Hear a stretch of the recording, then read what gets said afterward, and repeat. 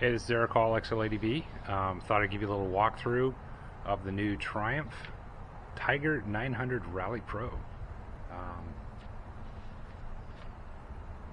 So I picked up this bike for a special trip this fall in September to go through Central and South America, and I thought I'd give you a little walk through the bike and give you a little look at what's new for this 900 versus the 800 before it, and kind of tell you what I'm going to be using it for.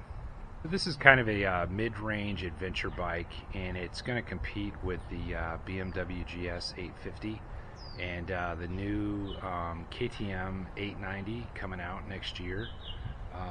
It retails for $16,700 US, and that's for the Rally Pro edition. I believe the base model is as low as 12,000 and change.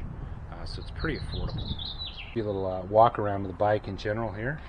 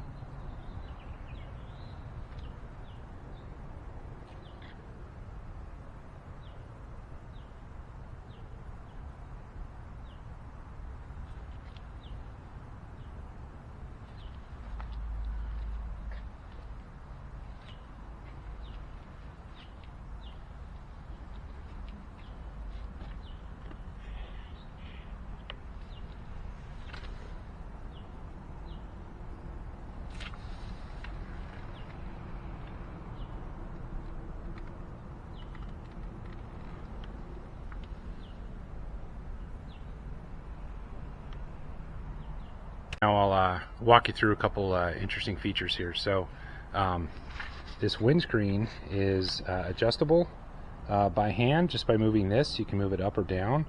So you'd want it probably higher in higher speeds on the highway, and then lower for city driving, a little bit more airflow.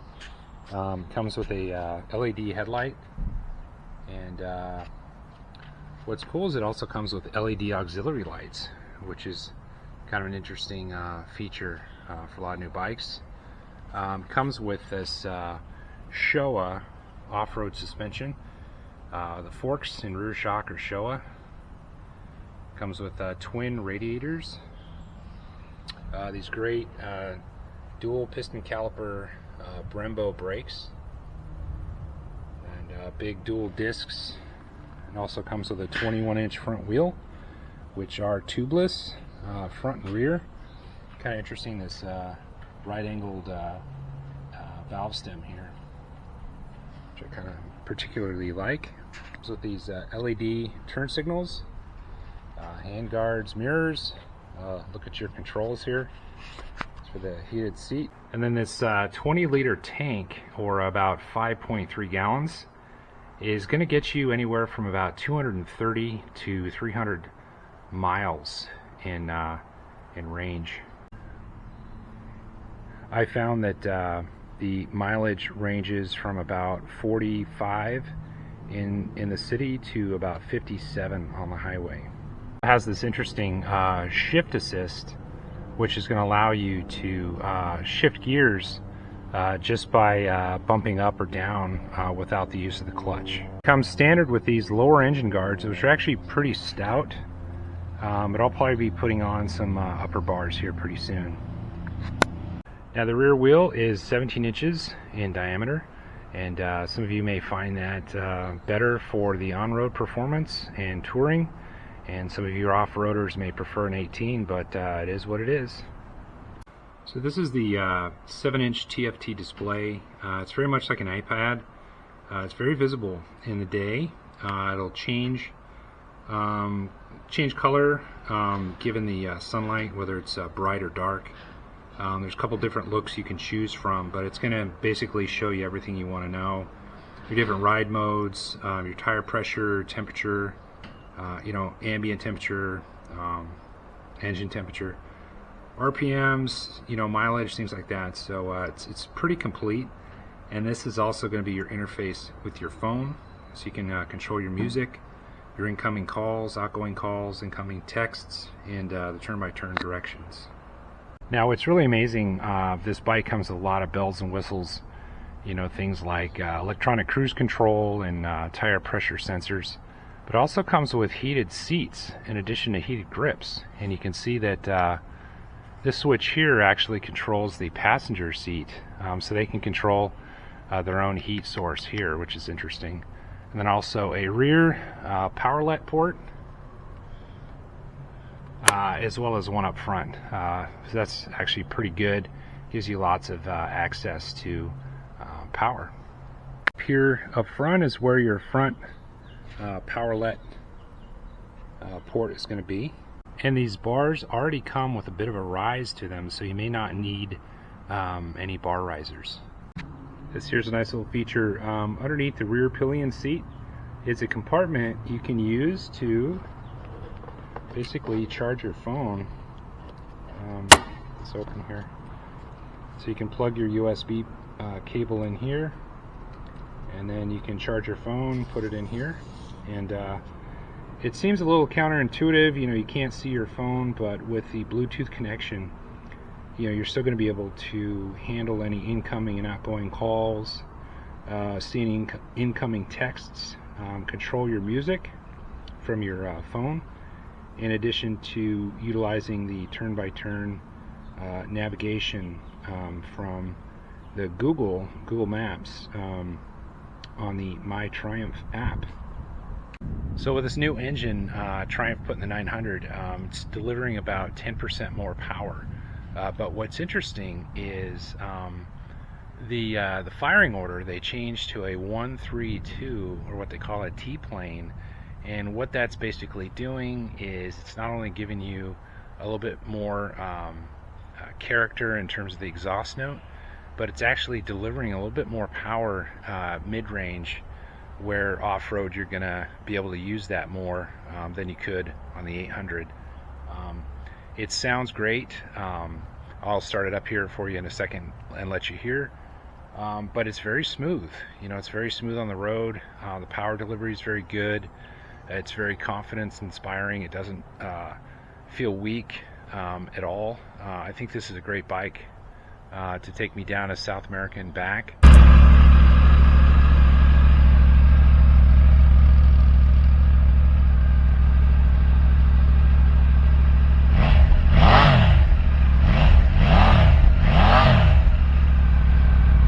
So I think this bike off-road is going to do fine, but it's probably not the bike that I would choose to replace my 990R with, kind of a hooligan off-roading bike.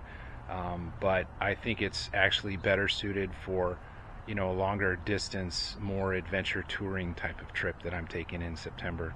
So on to accessories. So the first thing I'm going to probably do is put some knobbies on here, starting with the Motaz Tractionator Rallies.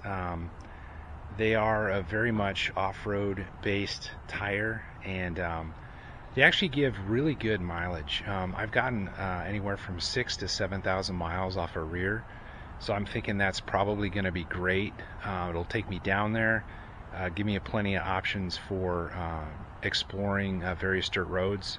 Then I can change them once I'm down there and then ride them back. So I think those will be a great tire choice for me here. I'm also going to go for a couple things in the back here. Obviously pannier racks to hold my soft panniers, and then I'm also going to go with a rear luggage rack that'll bolt in on these 4 bolts here, and then basically provide an expanded platform in the back here for a couple things. One would be probably a 2-gallon Rotopax, and then on top of that, you know, another soft bag. Probably replace these pegs as well. I'd like something a bit, you know, a bit wider, maybe coming out a little further. So I'll be getting new pegs. The skid plate looks adequate, and the suspension's pretty good, the ground clearance is pretty good, and the nature of this trip is more adventure touring, not necessarily a whole lot of enduro. So I may either keep this, or if I can get, you know, a good deal on an aftermarket skid plate, I may go that route as well. Now these are actually twin radiators. They're 2 separate radiators, and the stock guards on here are plastic, and they're actually pretty good. They're not bad at all, so I may just keep those there instead of replacing with another aftermarket radiator guard. This front fender will be interesting. I'm not sure if it's going to be an issue with packing mud. Sometimes you get mud packed up underneath the fender and it could stop the front wheel. I'm not sure how easy that's going to be to overcome. I'll probably wait and see if there's any kind of aftermarket high fender kits. But I'm looking at these brake lines, the way they're set up here, and the way they cross over the fender here. So I'm thinking any high fender kit is going to have to also incorporate some sort of brake line rerouting. So I may just be inclined to stay with this existing stock front fender. And I'll be most definitely be getting some upper guards that'll protect basically the tank and this side panel here, because I'll probably be dropping it a couple times for sure, and I don't want that to do any damage or mark up these pretty plastics here. So I'm not really sure yet what the output of these auxiliary LED lights are. I'm going to do a little bit more testing at night. But I may end up going with some aftermarket lights. I'm not really sure yet. So we'll see. That remains to be decided. And I'll definitely be getting a headlight cover of some kind here. I don't want rocks coming up and cracking my my headlight.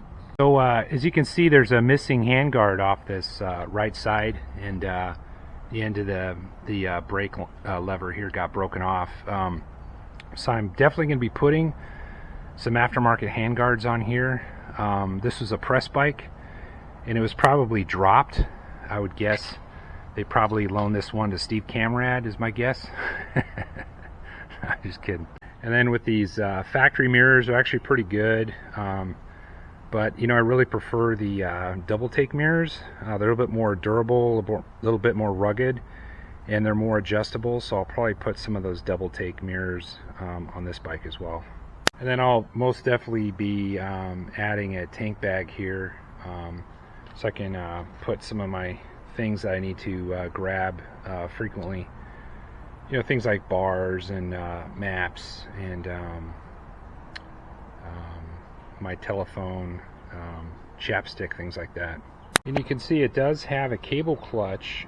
It's not hydraulic, but that's not really a concern for me. It's got a very smooth pull, and not really that concerned about it. I know that Magura makes an aftermarket hydraulic clutch, but actually I'm not really that concerned about a cable clutch on this bike for this particular type of trip. So there you go. Hope this was helpful for you to get a walk around of this new Tiger 900 Rally Pro. I'm pretty excited to have this new bike. It's been a lot of fun to ride just on the street locally, and once I get some more experience with it off-road, I'll be including more videos at the forum.